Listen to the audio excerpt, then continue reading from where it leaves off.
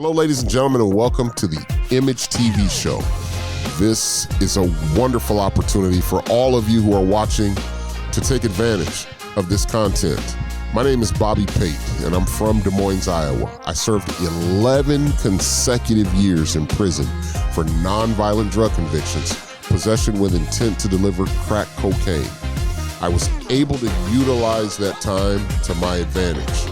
I worked hard, I educated myself, and I started helping those right around me, thanks to the good Lord above. We want to remind you to continue to keep watching the I.M.A.G.E TV show. Whenever you see me live on this screen, you know that you're in for an intelligent and wonderful conversation and journey. And I'm asking for your help in the fight against recidivism. Ladies and gentlemen, you're tuned into the I.M.A.G.E show on PTWWN TV. Also, it's on YouTube. YouTube is special edition for those of you joining us. We've got Steve Michaels in the house, and we've been talking about parole and probation on the I.M.A.G.E show. Steve is a very, very important piece to this puzzle when it comes to parole and probation. Most of you all know I served time in prison due to nonviolent drug convictions.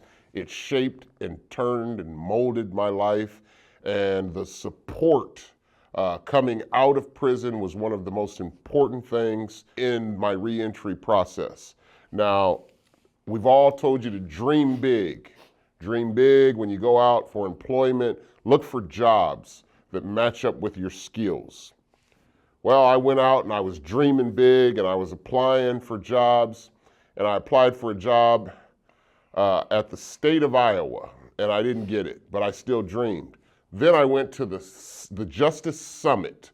I forgot the name of it fully, but it was the Iowa Justice Summit. And Betty Andrews, NAACP president here in Des Moines, Iowa, was the leader and the coordinator of this summit, and this is where I met Mr. Steve Michaels. Now, Steve, at this time, was the director for the Iowa Department of Human Rights, Criminal Justice, Juvenile Planning. And Steve is on our show today. He was my support. He hired me to work for the state of Iowa. And this was life-changing. This was completely a turnaround, a game changer in my life to be able to work at this level and work with state officials in the state of Iowa. And so I'm more than welcomed. I'm overwhelmed to have Steve Michaels on our show today. Steve, thank you for coming on. Well, thank you, Bobby, for inviting me. As you can tell, I'm wearing a tropical shirt, and that the reason for that is I'm recently retired, as you know. So every day is like a vacation day for me. So here I am in my vacation shirt, one of many that I have. But to talk a little bit about where we met, Betty Andrews Justice and Disparities Summit, that this year's is actually in a couple of weeks, December 17th. That's right. So sign up, register, and go. It's a great opportunity to meet folks and learn much more about the justice system and how we can improve it to decrease disparities in the system. But I was administrator for criminal and juvenile justice planning for about 10 years, and had that opportunity to meet you at the summit. And the reason that it was important for you to get involved with us is not only your bubbly personality, but also that lived expertise that you have, and how you use that to improve your life once you got out. So I wanted our agency to embody that, and for you to help us help the system improve for those who are coming out of prison. So thank you for that. Well, it was, like I say, it was a great experience, and I wish that every African American in the suburban area or in the inner city had a chance to experience what I experienced. And so that's one of the reasons I want to talk about this, is because I had to go outside of my comfort zone. I had to literally pursue things that people thought I couldn't do. And working for the state of Iowa while on parole was huge. It was big in my family. I mean, it was my friends. Everyone was really appreciative of the fact that I was able to obtain something like that, and it was through you because I mean, you were the one that actually said in front of everybody after I gave my speech, you said that I'm going to hire you. I want to hire you. And most of the time when you hear stuff like that, you think, well, yeah, it sounds good, but when it comes down to it, you never really get hired. But you stuck to your word. And Betty Andrews, I remember calling her and I said, who was that guy that said he was going to hire me? And she said that was Steve Michaels, the director for the Iowa Department of Human Rights, Criminal Justice, Juvenile Planning. And I said, okay, was he serious? And she said, oh yeah. She said, from what I know about him, you know, whatever he says, he does. You actually called me and I went through the interview processes, and then I was hired to work for the state of Iowa right there, working with inmates that I had been working with through Image for Lives. And I was able to utilize a lot of that and learn about how things work at the state level. It was a great learning experience. For some people, they probably want to know, why did you take a chance on hiring somebody like me? It really is about getting that unique perspective of someone who's been in those shoes. Is a big piece of it, and of course, with your enthusiasm on this topic, it's tough to ignore that. So what I asked Bobby to do once I hired him is to find ways to improve the system by talking to folks who are coming out and are not making the connections that are needed for them to be successful once they're in the community.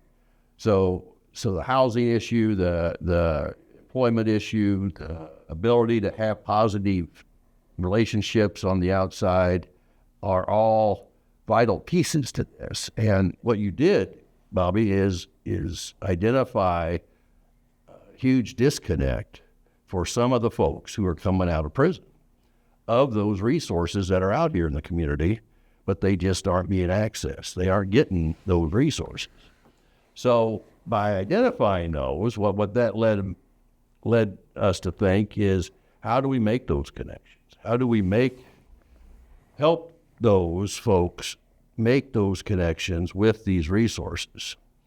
So we've identified, I mean, that a coach or a mentor or somebody really is needed to make connections with individuals coming out of prison prior to them coming out, to make those connections prior to that, so they will have somebody on the outside help them guide through those services and supports. So thank you for doing that.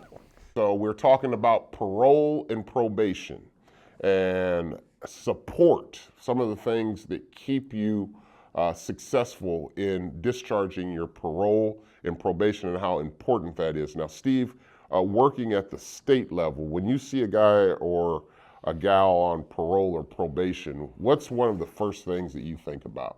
I guess I don't know what to think, Bobby. I mean, that doesn't mean a lot to me. I mean, I guess they're being supervised by somebody and have certain rules to follow, and they actually have more obstacles to be successful in the community, really, because the whole parole system does provide a number of obstacles through fines and paying back the state and the restitution piece. I have great respect for the Department of Corrections and probation and parole folks, but a lot of the things they expect from folks on probation and parole can be described as kind of jumping through hoops to make sure that that those individuals are living a good life and are not committing crimes, which is the number one job of probation and parole. So I get that, but we need to find ways to provide that extra support for them so they're able to complete those things and become employed and live a successful life. I agree. There's so many people out there that don't know how to dream big. I mean, they don't know how to go out and try to find a job that pays a little more than maybe what their parole officer, probation officer told them that they could make. And so for me, I think that it was important with my job at the state because not only was I able to make more money, but I was able to work around an environment that was unfamiliar for me and for the people on the outside of that. And so I was treated very well at the Iowa Department of Human Rights. And the people there, I mean, it was such a wonderful experience to work around people that didn't, talk about you behind your back, weren't always trying to get one over on you and brown nose in front of the boss. I mean, everything was very supportive for me there. I can't speak for anyone else, but for me, that experience was an experience of a lifetime. And there are not many directors out there that will hire somebody that's on parole or probation, particularly if they work for a government agency. Well, the way I looked at it was, like I said, your unique perspective is a value add to what we were doing. It was something that we didn't have, and that in order to improve the system, we needed to have you there. And let's just talk about that particular thing real quick, okay? One of the things that I was able to do while working for the Iowa Department of Human Rights was I was able to identify the gaps. When we talk about that, let's get just a little bit more in detail so that our viewers understand that. I remember we had a meeting with Iowa Workforce Development, and I was told about all these wonderful things that they had to offer for guys coming out of prison. And these guys set me down and we were able to discuss all this. They help veterans, they help blase, skip, this long list of things. Once we got down to the nitty gritty and I was sending guys to the workforce development out there on the south side of Des Moines, Iowa, right by the fort. We were sending guys out there. They were not getting that help that was promised that I was told that they would be able to get. I was a little bit confused because I thought, well, what's the problem here? I was told that these services were offered, and then I send my guys here and they tell me I've got to go fill out something online, or I got to come back the next day and basically sent them off into doing stuff that they couldn't complete. And so that was one of the problems that we have in our community, is that we got guys coming out of prison that might not be computer literate. They might not have the understanding of any self-identity, might not have the organization. And so these agencies out here that were claiming that they were doing stuff with reentry failed these individuals. Well, and that's really the idea of the coach or mentor that we should be lining these individuals up with, is so they have somebody to help guide them through that system. There's no doubt that accessing resources in the community is hard. And if you've been out of the community for a while, it's more hard because of the way things change on how we apply. Back when I was in college, we did everything with a pencil and paper. Well, they don't even use paper anymore. Right. Which they do everything online. So, and each of these prisons have a reentry person that is supposed to develop plans for individuals, but they don't have enough of those to do all the work. But there's a disconnect. Even when they leave prison, that reentry person doesn't follow them. They need somebody to meet them while they're in there, develop their plan with them, what they want to do, where they want to live, and work with them to make sure that plan's able to be fulfilled once they get out. And that means hooking them up with workforce development, sitting down with workforce development and say, I will help you work through this process. Now, back in the day, you'd have relatives that would kind of step up and do that, but not everybody has Uncle Joe who can help them with this. And that's, but everybody needs somebody. We've talked about the support while being on parole and probation and how important that is. And Steve, you contribute to that statistic of support for me in my life. After being hired to work for the state of Iowa, you also became a friend. And you became a friend that I've been able to call on, a mentor when I have questions that I don't understand. You've taken time to be able to answer them. And so I'm thankful for that, but I think that it's important for us to understand how important the relationship is in this support and making sure that you do not burn your bridges. There's been plenty of times where you've put me in positions and situations where I had to show that I could be trusted. And I think I showed you that. And that's a part of not burning bridges that most people coming out of prison need to understand is we need all the support that we can get. And a lot of times we lose that support when we burn those bridges. Everybody needs to have a better understanding of where we as individuals are. And we need, my role as employer or coworker or whatever is to understand where you are as an individual and acknowledge that you don't have the computer skills because you were in prison when all this stuff happened. So how do we get you those things? Number one, forcing you to do it and giving you resources to learn from others to be able to do it. And let me ask, what did you learn about me as an employee working for you? You like wings. I like wings. You like wings. I love chicken wings. That's right. Yeah. But, well done. They got to be cooked well done, though. All chicken needs to be cooked well done, I think. Yeah. But it is that enthusiasm and desire to want to make things better for those who are following in your shoes. And that's the biggest thing that drew me to you, is that, and that your knowledge of knowing that there's not enough being done right now to get everybody to the point of being successful. So we got to find a way to make that happen. As we talk about affordable, some of the things that we need in our community, all over the world for that matter, affordable housing.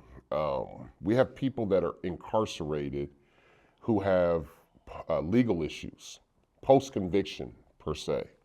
Oftentimes, a guy doesn't even understand what he was really convicted of until he's been sitting in prison for a couple years or so. And then he starts looking at his paperwork, mingling with somebody from, that's a jailhouse lawyer, has that experience, and they tell him, hey, you could have been out on a technicality, or you did this wrong, or they did this wrong, and then all of a sudden you've got all these different mixed ideas and understanding about your case, and then guys start filing post-convictions to get back in court, and they realize that, either they didn't understand something or whatever, and they don't get any justice. They don't get anywhere oftentimes. What do you think needs to be done about this, Mr. Michaels? Well, I think the judicial system has a process, and everybody, obviously, if a person is convicted and sent to prison, then if there was a mistake made within that part of the justice system, undoing that's very difficult. And it's not just a snap of the fingers. Oh yeah, I did that wrong. We can fix that now. That's not how it works. There needs to be a process involved to, number one, determine the wrong, and identify whether or not that is something that is allowable to try to reverse. I would not talk to jailhouse lawyers. I'd talk to a real one before you start doing this process. But what if you don't have a choice? Meaning, if you're in prison and it's been a couple years or a few months since you've been sentenced, and you realize that there's been something went wrong, and there's no lawyer. I'm not saying not talk to your former or your other inmates that are there and get their advice. I think that's fine. But once you do that, you need to talk to a real lawyer to figure out the next step that can happen. Not just say, my buddy says this, or Joe over here read the book and he says that this is what they can happen. And why is it important to talk with a lawyer versus just a jailhouse lawyer? And the reason why I'm going there is because I agree with you. However, I think this also needs to be talked about. Oftentimes we think that because there was a wrong done, then we can file a pro se motion or a motion on our own to get back into court, or we can go talk with a jailhouse lawyer and have them file all these motions, and that completes the problem. As to the fact that it doesn't, because a judge in the courtroom respects an attorney who actually put in the work, went through law school, and represents his clients that way, rather than someone doing it on their own. Why is there, the imbalance and the difference between that? It is very difficult to do everything pro se. The court says that you can do it, but don't miss a step. If you miss a step, that kind of puts you back, don't pass go, you go backwards, like Monopoly. The lawyer's job is to make sure all these steps are followed and it's done correctly. And the other thing that is so frustrating, I'm sure, is the time it takes. The court system doesn't work quickly. It doesn't work quickly on the front end. It doesn't work quickly on the back end. It is slow moving, and I don't know how to fix that. And Mr. Michaels, what do you think about racism in our justice system? Racism in our justice system, because you got justice, and then you've got the history of the judicial system, okay? Now, the judicial system, the government system, police, parole, probation, prosecutors, court, all of that in the history falls along the lines of a lot of racism in the foundation of this. We've talked on the I.M.A.G.E show about how police officers started out as slave catchers. And many of them, you look at the flashlights and you look at the dogs and some of the things that are still here today, and you go back into history and look at how this stuff was founded, and how it plays such a major part into the hype and society, and all the commercial hype, that you hear, and then the reality. How do you define that reality versus the hype? Well, I do believe that there is racism in our society.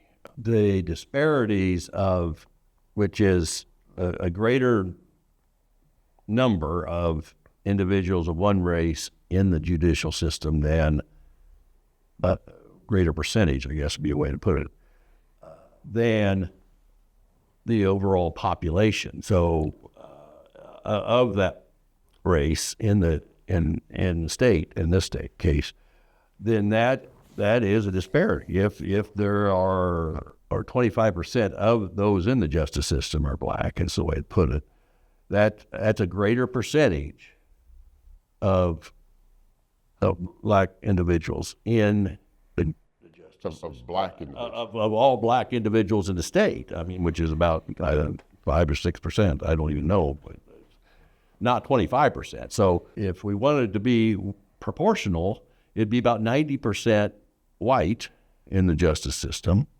and 10% would make up all the different Well, it might not have been. It might be 85 now. The Hispanic population might be bigger now. So, but anyway, there'd be a lot more white folks in the justice system than any other race. But it doesn't start with the justice system, in my mind. It starts with poverty. Yes. It starts with education. Those not having educational opportunities that other white populations have, everything from Wi-Fi connections to a safe meal or a safe place to be at home, and 3 meals a day. And also be not that the education system has the same issue that the justice system has as far as getting more and more people of color working in that system, so they can, so the kids can say, "Hey, I can be him one day. I can be one. I can be a teacher," and that is just something that is not. We aren't at that pace to get that done. So it's not just, and the result of the justice system is a culmination of all this other stuff that has led up to someone being incarcerated. Ladies and gentlemen, you are tuned in to PTWWN TV, Inspire the World TV. And also, you guys joining us on YouTube, I want to say thank you. Don't forget to hit that subscribe button so that every time a new episode comes out, you will be alerted. Steve Michaels, Iowa Department of Human Rights, formerly. Right. And, that's why I like talking to you, Steve, is because I can just communicate on any level that I want to. I can talk about racist stuff, I can talk about whatever, and you give that input back into reality. You tell me the truth. You don't sugarcoat nothing. You're able to speak from your heart, and you're able to speak truth. And I think that that's been a big part of our friendship. And, I always like still coming around you. Yeah. Well, I like coming around here too. So, Bobby, but you have had a positive impact on our system just based on what you've done with the time you worked with us and what you continue to do through I.M.A.G.E for Lives. But making, the communication you have with these folks as they come out of prison helps them as they integrate back into society. Thank you so much. We're going to call this show Special Edition. For those of you tuning in to Special Edition, we want to say thank you. It's about time for us to wrap up. Even though I don't have a watch on, it's about that time. I see the producers letting us know. So thank you all for tuning in. We want to say have a special, wonderful, spiritual, godly holiday. We'll be back on the I.M.A.G.E show. Until then, take care. And remember, parole and probation is an extremely important topic. Thanks for coming on the show, Steve. Thank you. So you think you're bad with your rap? Well, I'll tell ya, Pilgrim, I started the crap. When you were in diapers and wetting the sheets, I was at the Ponderosa rapping to the